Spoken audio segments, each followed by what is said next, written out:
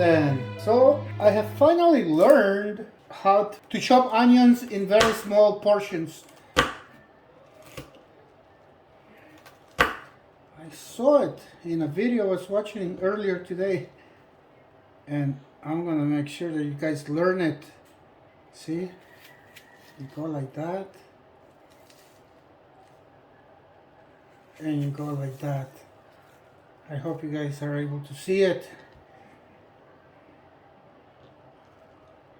And then, you see?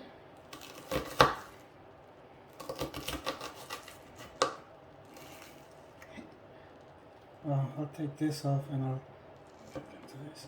And I'm using the same, the other half of the onion I used for the first recipe. See?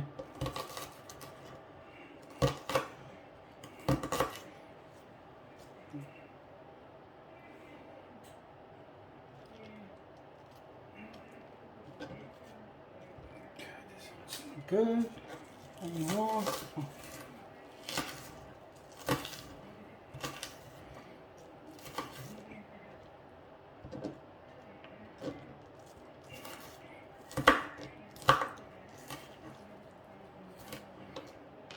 All right, so we have the onions, and right, you saw the other video. You could smash the garlic, and look how easy it comes out. 2 garlics. Well, actually, I'm going to do 3 because you know I really like garlic.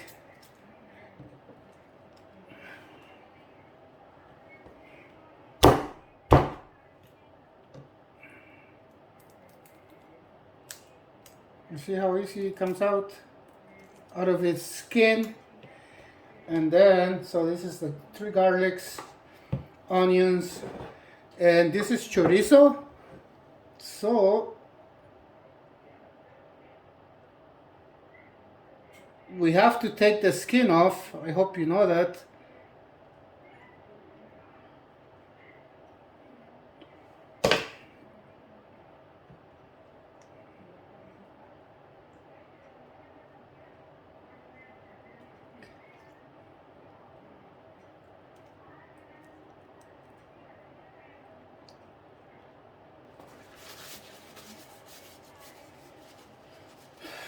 So I'm going to put the rest here in the fridge. I should find a container to put it in. So I have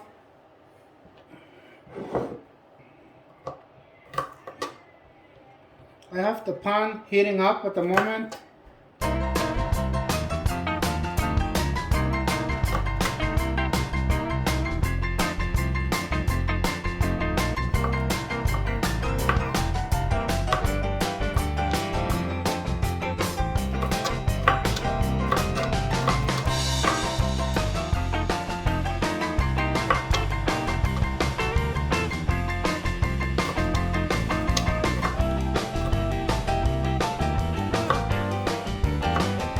Alright, so first we're going to get this to heat up. Yes.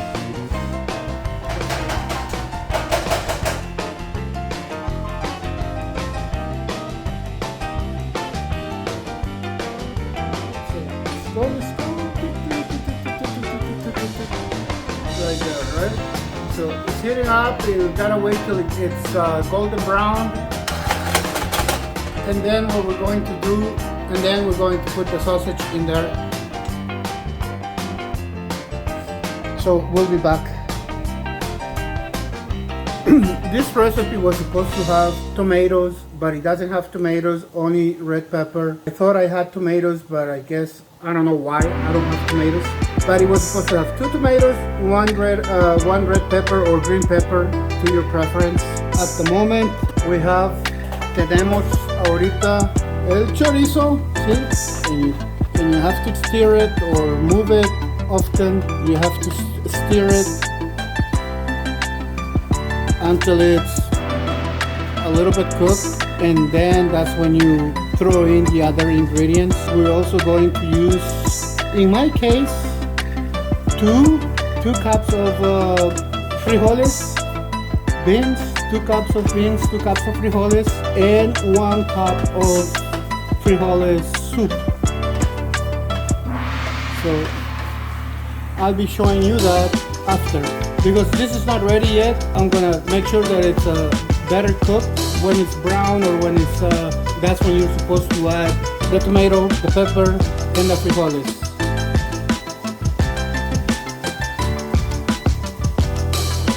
Right there, the frijoles, the ones I cooked. That's the best part, that you can cook frijoles like this and you can make different recipes. But just remember that you have to refrigerate the beans and don't leave them without using them more than 2 or 3 days, because then they will go bad, even if you have them in the refrigerator. Okay? Always remember that. Okay, my friends, see, look at this. This looks way better. Nice and brown and what do you call it? Golden. Nice and golden. You see that? You see that? So a huge difference from before, and it smells so good. And you know what? The other thing I'm really glad about is that it's not overly greasy. So now I'm gonna throw this in there so it has something new. And you see, wow, check it out. Such a beautiful color. Woo-hoo. It's so appetizing at the moment. I like it. I like it. So I'm gonna do the following really quick too. Right? So this is 2 cups of frijoles, beans, and 1 cup of soup.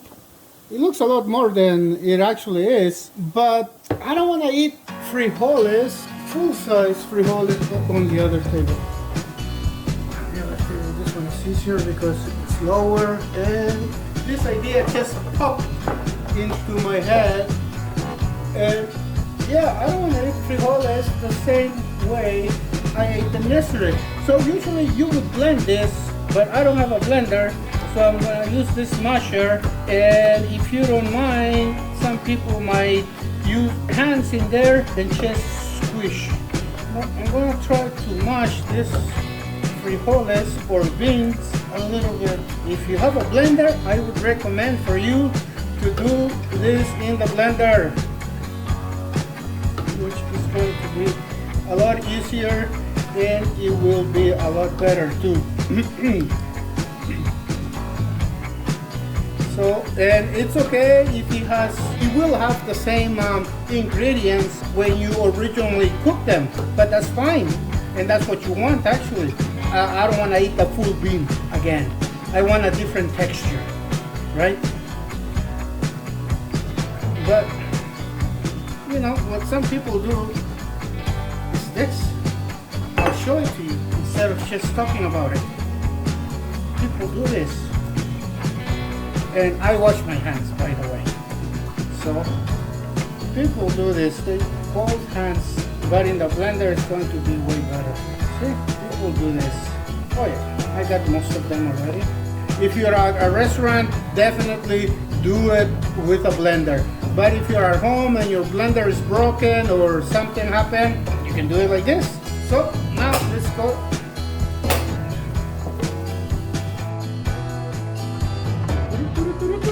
Right here. You see that? You see that? And then you set the tray up. Something that is showing what you want. And you stir.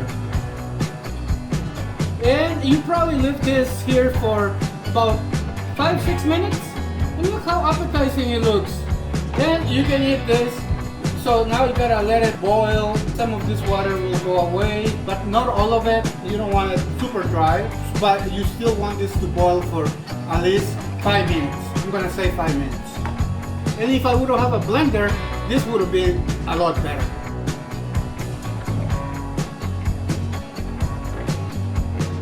But you can eat it like this too. Some people eat it. It all depends what you want, the texture, right? And like I said, this also needs 2 tomatoes, and I wouldn't put salt in here. No, it doesn't need salt for my taste. But you can do the same test taste to see if you want to add salt. And the reason that it doesn't need salt is because the chorizo is salty and at the same time has many spices. It's already exactly how you want it. So I hope you give this a try. And like I said, see, it's starting to boil. And that's what you want. You want it to boil for about 5 minutes. Once it starts boiling, you can time it 5 minutes and it should be ready. So on the next shot, you will see what it looks like once it's fully cooked. Ah, miren amigos, qué lindo se mira, precioso, precioso del alma. Y como dije, este no necesita sal o ninguna especie más, porque el chorizo ya trae todos esos sabores. Entonces ahorita solo es de dejar por unos 5 minutos que se cocine bien, que se termine de cocinar, y la siguiente escena que miren va a ser cuando ya esté todo cocinado y preparado para el plato. Excelente. No olviden las tortillas. Don't forget the tortillas or bread or toasted bread, however you want to enjoy it. Or you can actually enjoy this with side of rice and it would be fabuloso, fabulous, delicious. Already then.